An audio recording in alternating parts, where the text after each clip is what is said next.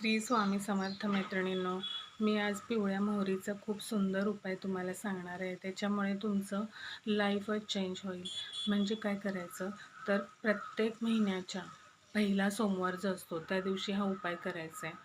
हा उपाय करताना हातात चिमूटभर मोहरी घ्यायची मुठीमध्ये अशी, आणि आपल्या डोक्यावरून अँटी क्लॉकवाईज म्हणजे डाव्या कानाच्या कडून उजव्या कानापर्यंत, याला म्हणतात अँटी क्लॉक, तर अशी 7 वेळा फिरवायची आणि ती घराच्या उंबऱ्यातून बाहेर फेकून द्यायची किंवा खिडकीतून बाहेर फेकून द्याल.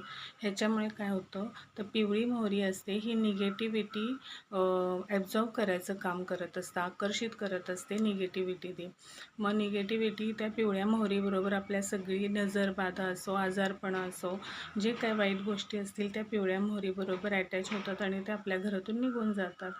त्याच्यामुळे जर तुम्हाला आजारपणा असतील, घरात भांडणं असतील, पैसा टिकत नसेल, तर हा उपाय तुम्ही नक्की करा.